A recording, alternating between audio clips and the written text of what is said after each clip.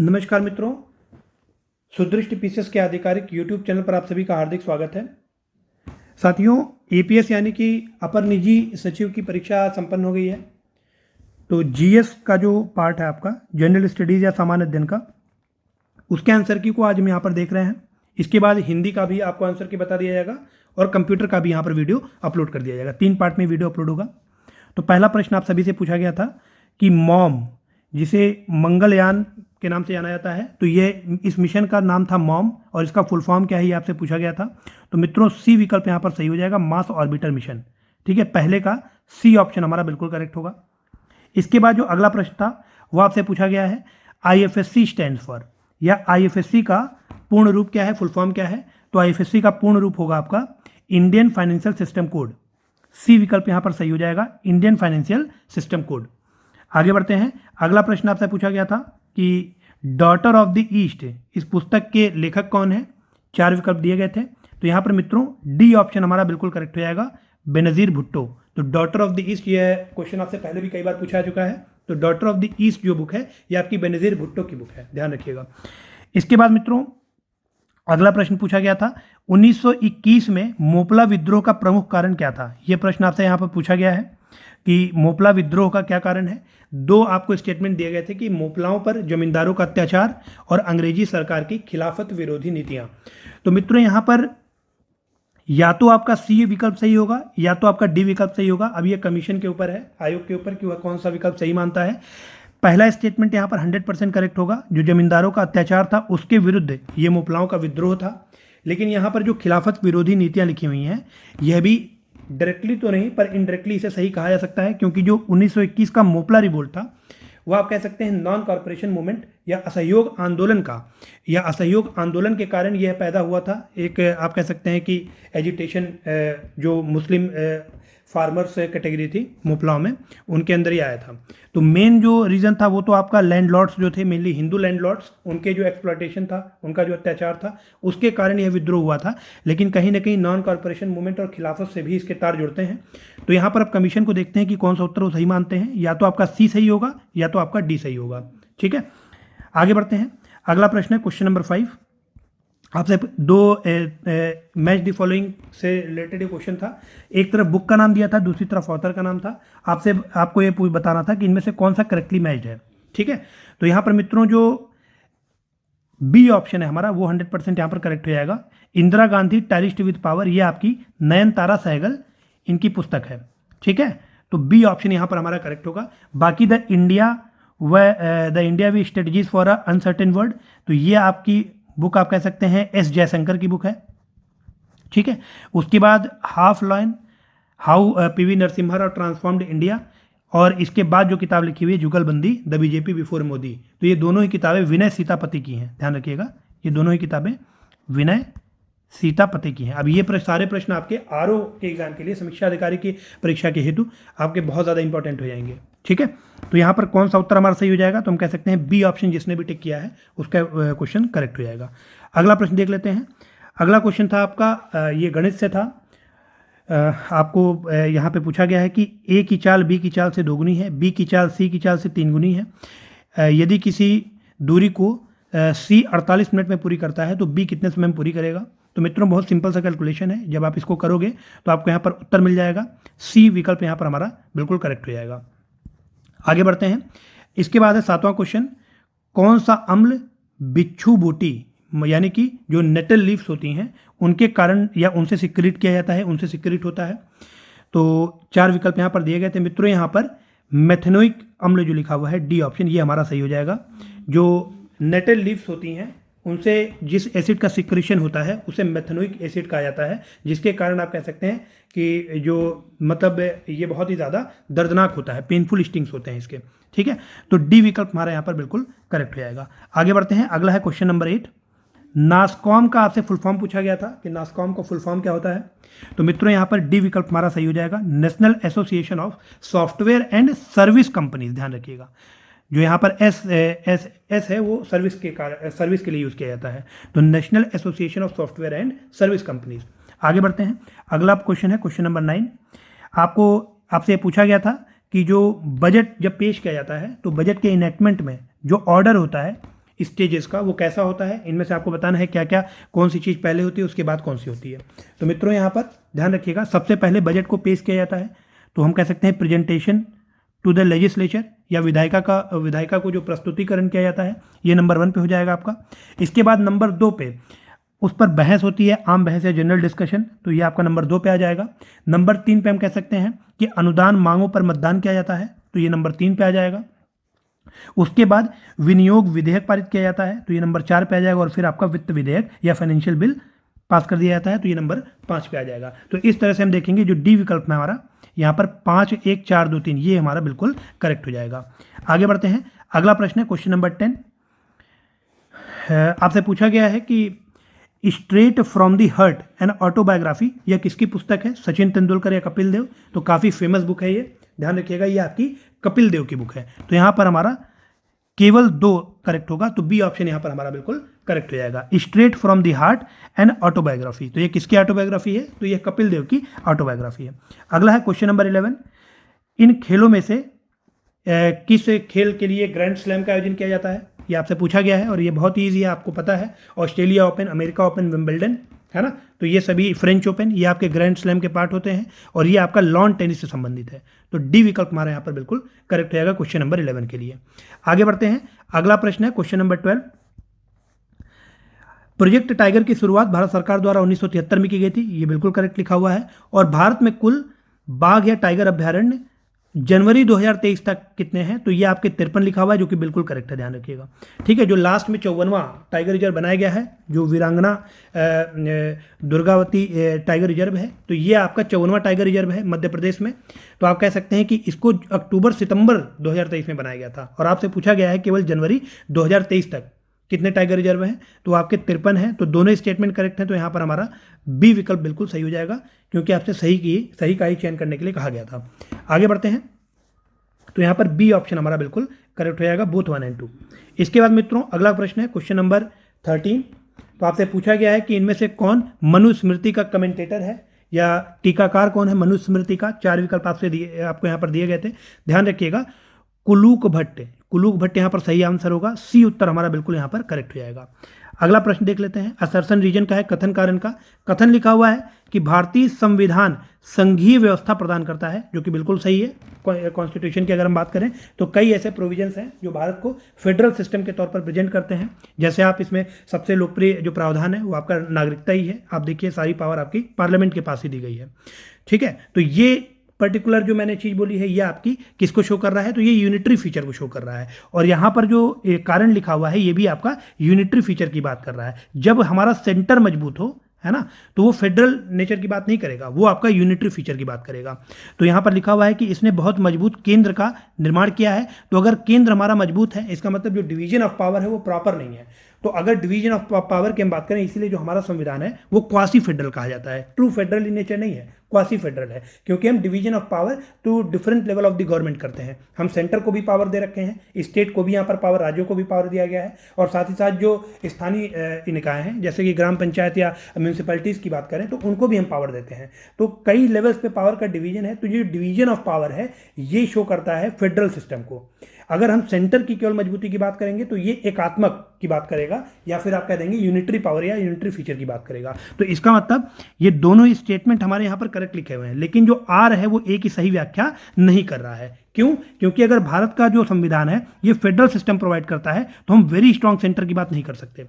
ठीक है, तो मतलब दोनों स्टेटमेंट इंडिविजुअली तो करेक्ट हैं, है ना, व्यक्तिगत तौर पर ये दोनों स्टेटमेंट या वाक्य कथन सही लिखे हुए हैं, लेकिन जो आर है वो एक ही सही व्याख्या नहीं कर रहा है। इसका मतलब यहाँ पर हमारा बी विकल्प सही हो जाएगा। ठीक है, क्वेश्चन नंबर 14 के लिए जो बी विकल्प है वो हमारा सही हो जाएगा। आगे बढ़ते हैं, अगला प्रश्न है क्वेश्चन नंबर 15। एसर्शन ओरिजिन का ही है, अभिकथन और कारण लिखे हुए हैं। अब अभिकथन लिखा हुआ है कि पाकिस्तान के नाम के विचार का सुझाव चौधरी रहमत अली ने दिया था। तो 1933 में इन्होंने ये विचार दिया था, और जिस पुस्तक के माध्यम से विचार दिया गया था उसको डिक्लेरेशन ऑफ पाकिस्तान या पाकिस्तान डिक्लेरेशन के नाम से जाना जाता है, और उसका नाम क्या है, तो अभी या कभी नहीं। ठीक है, तो ध्यान रखिएगा, नाउ और नेवर टाइटल के साथ जो बुक पब्लिश हुई थी 1933 में, उसमें ही चौधरी रहमत अली ने पाकिस्तान नाम का विचार रखा था। तो ये दोनों स्टेटमेंट सही हैं, और जो कथन है वो कारण की सही व्याख्या कर रहा है। तो इसका मतलब हम कह सकते हैं कि ए विकल्प हमारा यहाँ पर बिल्कुल करेक्ट हो जाएगा। ठीक है, जो क्वेश्चन नंबर 15 है उसका ए विकल्प, ए और आर दोनों सत्य हैं और आर ए की सही व्याख्या करता है, ये हमारा करेक्ट हो जाएगा। आगे बढ़ते हैं, अगला प्रश्न है क्वेश्चन नंबर 16, विश्व युवा कौशल दिवस ये आपसे पूछा जा रहा है कि कब मनाया जाता है। वर्ल्ड यूथ स्किल डे, तो ध्यान रखिएगा ये आपका 15 जुलाई को मनाया जाता है, ठीक है। तो यहाँ पर डी विकल्प हमारा बिल्कुल सही हो जाएगा। आगे बढ़ते हैं, अगला प्रश्न है क्वेश्चन नंबर 17, आपको यहाँ पर एक तरफ आपके साइंटिफिक इन्वेंशंस दिए गए हैं, दूसरी तरफ इन्वेंटर्स के नाम लिखे हुए हैं। आपको बताना है कि मैच द फॉलोइंग आपको यहाँ पर बेसिकली करनी है, ठीक है। तो अगर हम बात करें मित्रों कॉस्मिक रेज की, तो ध्यान रखिएगा जो कॉस्मिक रेज हैं उनकी खोज किसने की थी, तो वो की थी विक्टर हेस ने। तो हम कह सकते हैं यहाँ पर जो ए है उसका 2 हो जाएगा। एक्सरे की खोज किसके द्वारा की गई थी, तो एक्सरे की खोज की गई थी WC रॉन्टिंजन के द्वारा। तो यहाँ पर हम कह सकते हैं कि 3 हमारा सही हो जाएगा। अब देखिए ए का 2 और बी का 3 कहाँ कहाँ पर लिखा हुआ है, तो अगर हम यहाँ पर देखें ए का 2 बी का 3 यहाँ पर हमें दिखाई दे रहा है, तो ए विकल्प हमारा यहाँ पर बिल्कुल करेक्ट हो जाएगा, ठीक है। बाकी अगर आगे आपने नहीं भी मिलाया है तो भी आपका यहाँ पर आंसर हमारा आ गया है, ए विकल्प हमारा बिल्कुल यहाँ पर सही हो जाएगा क्वेश्चन नंबर 17 के लिए, ठीक है। आगे बढ़ते हैं, अगला है क्वेश्चन नंबर 18, UIDAI इसका फुल फॉर्म क्या है, जो आपके आधार कार्ड इशू करता है UIDAI, तो इसका फुल फॉर्म आपका हो जाएगा unique identification authority of India. तो ए यहाँ पर बी विकल्प हमारा बिल्कुल सही हो जाएगा, भारतीय विशिष्ट पहचान प्राधिकरण, जो UIDAI का फुल फॉर्म है वो unique identification authority of India हो जाएगा। इसके बाद आपसे पूछा गया है कि इनमें से कौन सा सबसे बड़ा है, तो ऐसे प्रश्नों में आप ध्यान रखिएगा, निकालने का सबसे अच्छा तरीका होता है कि ये जो पावर लिखी हुई है इनमें आप 2, 3, 6, 12 इनका एलसीएम निकाल लो, तो एलसीएम आ जाएगा 12। अब उसके बाद यहाँ पर 1/2 की जगह आप लिख दो 12/2, 2 की पावर, उसके बाद 3 की पावर 12/3, उसके बाद आप 6 की पावर 12/6 लिख सकते हैं और 12 की पावर 12/12 लिख सकते हैं, और इसको आप आसानी से सॉल्व कर लें, आपको सी उत्तर यहाँ पर हमारा बिल्कुल करेक्ट हो जाएगा, ठीक है। 3 की पावर 1/3 है, ये हमारा सबसे बड़ा नंबर होगा। आप देखेंगे यहाँ पर तो 81, इसको सॉल्व करने पे 81 आएगा, तो ये हमारा सबसे ज़्यादा करेक्ट हो जाएगा। आगे बढ़ते हैं, अगला प्रश्न है क्वेश्चन नंबर 20, आपसे पूछा जा रहा है कि वर्ष 2007 में T20 वर्ल्ड कप इनमें से किस देश ने जीता था। तो आप सभी को याद होगा ये मूवमेंट, आई होप आप सभी को याद होगा कि भारत ने पाकिस्तान को हराया था, ठीक है। तो यहाँ पर ए ऑप्शन हमारा बिल्कुल करेक्ट हो जाएगा। आगे बढ़ते हैं, अगला है क्वेश्चन नंबर 21, पार्लियामेंट हाउस का इनॉग्रेशन इनमें से किसने किया था। तो यहाँ पर 4 विकल्प दिए गए हैं, prime minister, president, home minister, speaker. तो यहाँ पर ए विकल्प हमारा बिल्कुल करेक्ट हो जाएगा। प्राइम मिनिस्टर श्री नरेंद्र मोदी जी के द्वारा जो न्यू पार्लियामेंट हाउस है उसका उद्घाटन 28 मई 2023 को, ध्यान रखिएगा ये डेट भी इंपॉर्टेंट है, 28 मई 2023 को इसका इनॉग्रेशन किया गया था। इसके बाद मित्रों अगला क्वेश्चन है क्वेश्चन नंबर 22, चंद्रयान 3 मिशन के दौरान जो आप कह सकते हैं कि जो मिशन भेजा गया है मून के साउथ पोल पर, उसे किस दिन लॉन्च किया गया था, ये आपसे पूछा गया है। तो मित्रों यहाँ पर सी विकल्प हमारा बिल्कुल सही हो जाएगा, 14 जुलाई 2023। तो यहाँ पर सी विकल्प हमारा बिल्कुल सही हो जाएगा, 14 जुलाई 2023, ठीक है। आगे बढ़ते हैं, अगला प्रश्न है क्वेश्चन नंबर 23। अब यहाँ पर एक प्रश्न पूछा गया है, गणित से ही है, कि एक व्यक्ति ने एक वस्तु 784 रुपये में खरीदा। अब इसमें 12% GST सम्मिलित था, तो GST जोड़ने से पहले उसका मूल्य क्या था। तो जब आप इसको सॉल्व करेंगे तो यहाँ पर आपको बी विकल्प इसका सही हो जाएगा, 700 रुपये, ठीक है। तो बी विकल्प इसका सही हो जाएगा, 700 रुपये।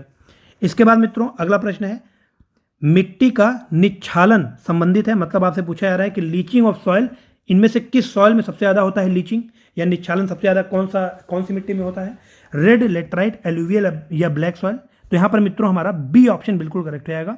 जो लेटराइट सॉइल होता है उसमें लीचिंग आप कह सकते हैं सबसे ज़्यादा होता है, लीचिंग के कारण ही लेटराइट सॉइल का निर्माण होता है। इसके बाद मित्रों अगला प्रश्न है क्वेश्चन नंबर 25, आपसे पूछा जा रहा है कि भूपर्पटी या अर्थ क्रस्ट में कार्बन का परसेंटेज क्या है। तो ध्यान रखिएगा यहाँ पर डी विकल्प हमारा बिल्कुल सही हो जाएगा, 0.025%। एनसीईआरटी अगर आप देखें तो एनसीईआरटी में आपको ये मिल जाएगा 0.025% आपका कार्बन भूपर्पटी में मौजूद है। अगर हम एटमॉस्फेयर की बात करेंगे तो 0.03% कार्बन हमारा एटमॉस्फेयर में मौजूद है। आगे बढ़ते हैं, अगला प्रश्न है क्वेश्चन नंबर 26, फीमा का फुल फॉर्म क्या है। आपसे पूछा गया है फीमा का फुल फॉर्म, तो फॉरेन एक्सचेंज मैनेजमेंट एक्ट 1999, सी विकल्प यहाँ पर हमारा बिल्कुल सही हो जाएगा। जो फॉरेन एक्सचेंज मैनेजमेंट एक्ट 1999 है, तो आप कह सकते हैं फीमा का फुल फॉर्म है फॉरेन एक्सचेंज मैनेजमेंट एक्ट। आगे बढ़ते हैं, अगला प्रश्न है क्वेश्चन नंबर 27, बिपर जो है साइक्लोन, ये अब इनमें से कई प्रश्न ऐसे हैं जो आप देखेंगे कि हमारे यहाँ वीडियोस दिए जाते हैं स्टूडेंट्स टीपीएस पे, तो वहाँ पर वीडियोस के माध्यम से आपको कई प्रश्न बता दिए गए हैं। इसके बाद जो हमारी टेस्ट सीरीज लाई गई है अमोघ, उसमें आप देखेंगे कई प्रश्न यहाँ से डायरेक्ट पूछे गए हैं। तो जो बिपरजॉय साइक्लोन है, ध्यान रखिएगा, ये आपका अरेबियन सी में आया है, तो सी विकल्प यहाँ पर हमारा बिल्कुल करेक्ट हो जाएगा। इसके बाद मित्रों अगला प्रश्न है, आपका प्लेस दिया गया है और उससे संबंधित इंडस्ट्री का नाम लिखा हुआ है। तो खेतरी आप कह सकते हैं कॉपर माइंस हैं, तो ए को आप 4 से मिला सकते हैं। रेणुकूट में हिंडाल्को मौजूद है, तो हिंडाल्को आप कह सकते हैं ये एल्यूमिनियम के लिए जाना जाता है। जो सलेम है ये आपका कॉपर टेक्सटाइल के लिए जाना, कॉटन टेक्सटाइल के लिए जाना जाता है, ठीक है। इसके अलावा स्टील इंडस्ट्रीज भी यहाँ पर मौजूद है सलेम में, लेकिन यहाँ पर स्टील ऑप्शन में नहीं दिया हुआ है, तो आप कह सकते हैं कॉटन टेक्सटाइल के लिए सलेम हो जाएगा। और जो सूरत है ये आपका डायमंड कटिंग के लिए पूरे वर्ल्ड में फेमस है, ध्यान रखिएगा, है ना। ऑलमोस्ट 95% जो डायमंड है पूरे वर्ल्ड का, रॉ डायमंड, उसको सूरत में ही कट किया जाता है। आप देखेंगे कि अभी हाल ही में प्रधानमंत्री जी ने दुनिया के सबसे बड़े कॉरपोरेट कार्यालय सूरत डायमंड बोर्ड्स का भी उद्घाटन गुजरात में ही किया है, सूरत में। तो यहाँ पर डी सूरत का हो जाएगा डायमंड कटिंग। अब जब आप यहाँ पर ऑप्शन अपना चेक करेंगे तो ए ऑप्शन यहाँ पर हमारा बिल्कुल करेक्ट हो जाएगा प्रश्न संख्या 28 के लिए। इसके बाद मित्रों अगला है क्वेश्चन नंबर 29।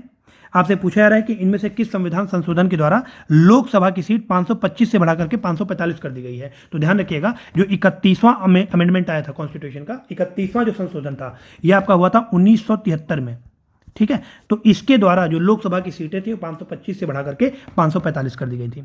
तो यहाँ पर ए विकल्प हमारा बिल्कुल सही हो जाएगा। इसके बाद मित्रों अगला है क्वेश्चन नंबर 30। हिंदी दिवस के संबंध में आपसे कह रहा है कि इनमें से कौन सा कथन सही है। तो हिंदी दिवस आपका 14 सितंबर को मनाया जाता है, ना कि 4 सितंबर को। तो पहला स्टेटमेंट हमारा गलत हो गया। और अनुच्छेद 351 जो है, ध्यान रखिएगा, वो हिंदी भाषा के विकास हेतु निर्देश से संबंधित है, मतलब directives for the development of Hindi language, ये आपका आर्टिकल 351 में दिया गया है। ध्यान रखिएगा आर्टिकल 249, आरओ वाले यहाँ पर ध्यान दें, आर्टिकल 249 से लेकर के आर्टिकल 351, ये आप एक बार बहुत ध्यान से देख लीजिएगा, ठीक है। आपको यहाँ पर लगातार प्रश्न दिखेंगे परीक्षाओं में, जो आपके वर्ष 2023 में आयोजित होने वाली है या 2024 में आयोजित होने वाली है। तो यहाँ पर मित्रों हमारा पहला विकल्प गलत हो जाएगा, दूसरा सही हो जाएगा। तो हम कह सकते हैं जो ए विकल्प है वो यहाँ पर हमारा बिल्कुल करेक्ट हो जाएगा प्रश्न संख्या 30 के लिए। इसके बाद आगे बढ़ते हैं, अगला है क्वेश्चन नंबर 31। अब कई लोग कह रहे हैं कि ये प्रश्न गलत लिखा हुआ है, ठीक है। मैंने एक बार अपना प्राइमरी जो कैलकुलेशन है उससे सॉल्व करके देखा है, तो मित्रों यहाँ पर 312 उत्तर आ रहा है। आप लोग भी अपना आंसर बताएं, वैसे इसका आंसर 312 ही होना चाहिए। तो ए विकल्प यहाँ पर हमारा बिल्कुल सही हो जाएगा क्वेश्चन नंबर 31 के लिए। इसके बाद मित्रों अगला है question number 32। Right to information act 2005 या सूचना का अधिकार अधिनियम 2005 मुख्यतः किस उद्देश्य से सहायता करता है लोगों की। तो कानूनी सुधार, पारदर्शी प्रशासन, सामाजिक अखंडता या राजनीतिक सुधार। तो यहाँ पर मित्रों बी ऑप्शन बिल्कुल करेक्ट होना चाहिए। तो ये हमारा पारदर्शी प्रशासन के लिए लाया गया है। जो राइट टू इंफॉर्मेशन एक्ट है, इसके माध्यम से हम आरटीआई डाल करके किसी भी चीज़ से संबंधित जानकारी मांग सकते हैं सरकारी विभागों से। तो मतलब यहाँ पर जो ट्रांसपेरेंसी है उसे सुनिश्चित किया जा रहा है एडमिनिस्ट्रेशन की। तो इस तरह से बी विकल्प हमारा यहाँ पर बिल्कुल सही होना चाहिए। इसके बाद मित्रों अगले पे आ जाते हैं। अगला प्रश्न है क्वेश्चन नंबर 33। भारत की कौन सी नदी कर्क रेखा को 2 बार काटती है, गुजरती है। तो बहुत ही रिपीटेड क्वेश्चन है, कई बार एग्जाम में पूछा जा चुका है। बी विकल्प हमारा बिल्कुल यहाँ पर सही हो जाएगा, माही रिवर। आगे बढ़ते हैं, अगला है बच्चों में सूखा रोग किसकी कमी के कारण होता है। या आप कह सकते हैं रिकेट्स जो होता है बच्चों में, चिल्ड्रंस में, वो किस विटामिन की कमी के कारण होता है। तो हम कह सकते हैं विटामिन डी इसका राइट आंसर हो जाएगा। विटामिन डी या कैल्शियम की कमी के कारण रिकेट्स होता है बच्चों में, ध्यान रखिएगा। तो यहाँ पर सी विकल्प हमारा बिल्कुल सही हो जाएगा। आगे बढ़ते हैं, अगला है question number 35। Who is the first Indian woman to win an Asian Game gold in 400 metre race. तो अब देखिए ये बहुत पुराना प्रश्न पूछ लिया गया है, एक तरीके से जीके आप कह सकते हैं। 1970 में जो आप कह सकते हैं बैंकॉक एशियन गेम्स हुए थे, उसमें कमलजीत संधू ने गोल्ड जीत के लाया था, ठीक है। तो ये आप कह सकते हैं पहली इंडियन थी जिन्होंने एशियन गेम्स में गोल्ड जीता था 400 मीटर रेस में। तो यहाँ पर डी विकल्प हमारा बिल्कुल सही हो जाएगा, कमलजीत संधू। आगे बढ़ते हैं, बैटल ऑफ खानवा, खानवा का जो युद्ध है ये कब हुआ था, ये आपसे पूछा गया है ना। सन नहीं, अब की बार डेट पूछ लिया गया है। तो आप जब कई सोर्सेस चेक करेंगे तो वहाँ पर 15-16 के बीच में बहुत कंफ्यूजन है। इवन 3 डेट लिखी हैं, 15-16 की जगह 17 मार्च भी लिखा हुआ है। तो ध्यान रखिएगा, कुछ ऑथेंटिक सोर्सेस है, जैसे कि एनसीईआरटी, ओल्ड एनसीईआरटी की अगर हम बात करें तो उनसे पता चला है कि आपका डी विकल्प यहाँ पर सही होना चाहिए, 16 मार्च 1527। 16 मार्च 1527 से आपका डी विकल्प यहाँ पर सही हो जाएगा। इसके बाद अगला है क्वेश्चन नंबर 37। एक तरफ आपके राइटर लिखे हुए हैं, दूसरी तरफ बुक का नाम लिखा हुआ है, ठीक है। आपको मैच द फॉलोइंग यहाँ पे पूछा गया है। तो यहाँ पर मित्रों यशपाल जो है, ध्यान रखिएगा, जो यशपाल राइटर हैं किस पुस्तक के हैं, तो हम कह सकते हैं मेरी तेरी उसकी बात। यशपाल किसके राइटर हैं, मेरी तेरी उसकी बात के। और यहाँ पर लिखा हुआ है भीष्म साहनी, तो भीष्म साहनी आप कह सकते हैं तमस के राइटर हैं। अब इन्हीं दोनों से आपको आंसर मिल जाएगा। जब आप आंसर चेक करोगे तो आप देखोगे जो सी विकल्प है हमारा वो बिल्कुल करेक्ट हो जाएगा। जो यशपाल हैं वो आपके, मैंने बताया कि मेरी तेरी उसकी कहानी उसकी बात के राइटर हैं, और भीष्म साहनी जो है वो तमस के राइटर हैं। तो ए का 2 और सी का 1, ए का 2 और सी का 1 है ना, सी का 1 और कहीं है ही नहीं, तो यहाँ पर सी विकल्प हमारा बिल्कुल सही हो जाएगा। इसके बाद मित्रों आगे बढ़ते हैं, अगला प्रश्न क्या 38, संविधान का कौन सा अनुच्छेद भारत के राज्य की वाद योग्यता से संबंधित है। मतलब यहां पर बेसिकली सूट्स एंड प्रोसीडिंग्स की बात हो रही है, सूट्स एंड प्रोसीडिंग्स। तो यहां पर अनुच्छेद जो 300 है, डी विकल्प हमारा बिल्कुल सही हो जाना चाहिए। ठीक है, तो डी ऑप्शन यहां पर बिल्कुल सही होगा। आगे बढ़ते हैं, अगला क्वेश्चन नंबर 39। अब कुछ रीजन्स के मॉडर्न नेम आपसे कहा जा रहा है कि मैच कीजिए, पुराने नाम दिए गए हैं और उनको मॉडर्न नाम से मैच करना है। और मैक्सिमम जो यहाँ पर रीजन्स लिखे हुए, क्षेत्र लिखे हुए, अफगानिस्तान से रिलेटेड लिखे हुए हैं। तो मित्रों यहाँ पर जो गेड्रोसिया है, ध्यान रखिएगा, ये आपका बलूचिस्तान का पार्ट है, पाकिस्तान के बलूचिस्तान का गेड्रोसिया। तो हम कह सकते हैं ए का हो जाएगा 2। जो अराकोशिया है, ये आपका कह सकते हैं कांधार से संबंधित है।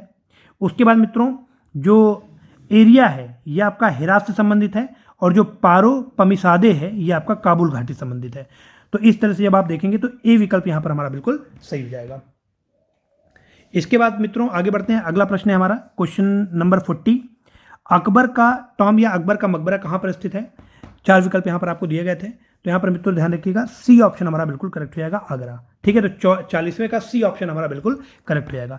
इसके बाद अगला प्रश्न है, बहुत आसान है, थॉमस कप किस खेल से संबंधित है, पूछा गया है। तो ध्यान रखिएगा, ये आपका बैडमिंटन से संबंधित है, तो बी विकल्प यहां पर हमारा बिल्कुल सही हो जाएगा। इसके बाद क्वेश्चन नंबर 42। अब ये प्रश्न आपका टेक्निकली गलत है, क्यों? क्योंकि आपसे कहा गया है कि अनुच्छेद 240 के अंतर्गत इनमें से कौन सा स्टेटमेंट सुमेलित नहीं है। ठीक है, ये आपसे पूछा गया है। अब यहां पर 2 स्टेटमेंट हैं जो सुमेलित नहीं है, क्यों? क्योंकि आप देखिए 241D जो है ना, 241D जो है, ये आपका दादरा दमन दीव दादरा नगर हवेली की बात नहीं करता है। 241D को यहां पर ओमिट कर दिया गया है, हटा दिया गया है भारत के संविधान से एक अमेंडमेंट के द्वारा। आपको पता होगा कि दादरा नगर हवेली और दमन एंड दीव, इन दोनों को मिला करके एक यूनियन टेरिटरी बना दिया गया है, कॉमन यूनियन टेरिटरी। तो उसी अमेंडमेंट के द्वारा 241D को हटा दिया गया है, और आपका दादरा नगर हवेली दमन एंड दीव ये आपका कहां डाल दिया गया है, तो हम कह सकते हैं 241C में, 241C में आपका ये डाल दिया गया है। और 241C जो दिया हुआ है पुडुचेरी, तो पुडुचेरी आपका लिखा हुआ है 241E में, तो पुडुचेरी आपका ई में है, दादरा नगर हवेली दमन एंड दीव आपका 1C में है। तो मतलब यहाँ पे सी और डी दोनों गलत लिखे हुए हैं, और आपसे सुमेलित नहीं ये पूछा गया है। तो मेरे हिसाब से इस प्रश्न को हटा देना चाहिए आयोग को, क्योंकि यहाँ पर 2 उत्तर हमारे सही हो रहे हैं। ठीक है, सी और डी दोनों सही हैं। आगे बढ़ते हैं मित्रों, अगला है क्वेश्चन नंबर 43। गोलकोंडा का किला भारत में कहाँ पर स्थित है। तो गोलकोंडा फोर्ट कहाँ पर है, तो आप कह सकते हैं हैदराबाद तेलंगाना, गोलकोंडा फोर्ट आपसे पूछा जा रहा है कहाँ पर है, तो बिल्कुल सही, हैदराबाद और तेलंगाना में है। तो डी विकल्प हमारा बिल्कुल यहाँ पर करेक्ट हो जाएगा। आगे बढ़ते हैं, अगला प्रश्न है क्वेश्चन नंबर 44। सुबह और शाम के वक्त जब सूरज क्षितिज के पास होता है तो यह लालिमा युक्त प्रतीत होता है। इस अवलोकन के लिए जिम्मेदार परिघटना कौन सी है। तो अब कहा गया है स्कैटरिंग ऑफ द लाइट। ठीक है, scattering of the light, dispersion of the light, reflection और रिफ्रैक्शन, तो ये तो होगा नहीं। इन दोनों में बहुत कंफ्यूजन सभी को है कि स्कैटरिंग होगा या डिस्पर्जन होगा। तो ध्यान रखिएगा, यहाँ पर मेरे हिसाब से इसका ए ऑप्शन बिल्कुल करेक्ट होना चाहिए, है ना। जब हिंदी और इंग्लिश दोनों में कहीं डिफरेंस या मतभेद होता है तो ध्यान रखिएगा, आयोग के द्वारा इंग्लिश वाला जो होता है उसको सही माना जाता है। तो यहाँ पर ए विकल्प हमारा बिल्कुल सही होना चाहिए। तो ए ऑप्शन हमारा सही हो जाएगा क्वेश्चन नंबर 44 के लिए। इसके बाद मित्रों अगला है question number 45। World press freedom index में भारत की रैंकिंग क्या थी। तो मैंने कई बार आपको करंट अफेयर्स की वीडियोस में भी बताया है, और जो टेस्ट सीरीज चलाई जा रही है उसमें भी रिपीटेडली कई बार क्वेश्चन दिया गया है। बी ऑप्शन हमारा बिल्कुल करेक्ट हो जाएगा। 161 रैंकिंग आपकी वर्ल्ड प्रेस फ्रीडम इंडेक्स में भारत की 161वीं रैंकिंग थी। आगे बढ़ते हैं, अगला है क्वेश्चन नंबर 46। आपसे पूछा गया है कि मृच्छकटिका यह बुक किसके द्वारा लिखी गई है। तो यह भी कई बार रिपीटेड क्वेश्चन है, कई बार एग्जाम में पूछा जा चुका है, हमारे द्वारा भी कई बार बताया जा चुका है। तो बी विकल्प यहाँ पर सही हो जाएगा, शूद्रक। ठीक है, जो मृच्छकटिका है ये शूद्रक की पुस्तक है। इसके बाद मित्रों अगला है क्वेश्चन नंबर 47। कोणार्क के सन टेम्पल के बारे में 3 स्टेटमेंट दिए गए थे और आपसे पूछा गया था कि कौन सा सही है। तो इसी को ब्लैक पगोडा कहा जाता है, बिल्कुल सही है। नरसिम्हदेव प्रथम के द्वारा इसे बनाया गया था, तो यह भी विकल्प हमारा यहाँ पर सही लिखा हुआ है। तो पहला भी सही है, दूसरा भी सही है, और यूनेस्को वर्ल्ड हेरिटेज साइट भी है। 1984 में इसको यूनेस्को वर्ल्ड हेरिटेज साइट में इंक्लूड किया गया था। तो यहाँ पर तीनों सही है, तो ए विकल्प हमारा यहाँ पर बिल्कुल सही हो जाएगा। आगे बढ़ते हैं, अगला question number 48। International shooting player की आपको यहाँ पर चूज करना है कि इनमें से कौन इंटरनेशनल शूटिंग प्लेयर है। तो यहाँ पर मित्रों Anjum Moudgil Anjum Moudgil international shooting player हैं, तो ये बिल्कुल सही हो जाएगा। एल सरिता देवी और आप कह सकते हैं जमुना बोरो, ये आपके बॉक्सर हैं, ठीक है। और अंजुम मौदगिल जो है ये आपकी इंटरनेशनल शूटिंग प्लेयर है। तो सी विकल्प यहां पर हमारा बिल्कुल सही हो जाएगा क्वेश्चन नंबर 48 के लिए। अगला है क्वेश्चन नंबर 49, वीटो किस वीटो पावर के अंतर्गत राष्ट्रपति को किसी भी बिल को अनिश्चित काल के लिए रोकने का अधिकार है। 4 यहाँ पे विकल्प दिए गए थे, आप सभी को पता होगा। जो पॉकेट वीटो होता है उसका इस्तेमाल कर किसी भी बिल को राष्ट्रपति अनिश्चित काल के लिए रोक सकते हैं। तो यहाँ पर सी विकल्प हमारा बिल्कुल सही हो जाएगा। इसके बाद मित्रों जीएस का आज का हमारा ये आखिरी प्रश्न है कि आपसे पूछा गया है, रिपीटेड क्वेश्चन भी है, कि उत्तर प्रदेश का हाईएस्ट पॉइंट या उत्तर प्रदेश का सबसे उच्चतम बिंदु इनमें से कौन सा है। तो मित्रों यहाँ पर जो आमसोट चोटी है, बी विकल्प हमारा बिल्कुल करेक्ट आएगा। यह आपका शिवालिक की चोटी है, ध्यान रखिएगा, शिवालिक की चोटी है आमसोट पीक। तो ये आपकी उत्तर प्रदेश की हाईएस्ट पीक मानी जाती है। तो मित्रों आपके कितने प्रश्न सही हुए हैं 50 में से, इसको कमेंट सेक्शन में कमेंट करके जरूर बताएं। आगे की वीडियोस में आपको हिंदी और कंप्यूटर ये बताया जाएगा और इसके बाद कट ऑफ के लिए भी एक वीडियो जारी किया जाएगा। Thank you so much for participating in this session.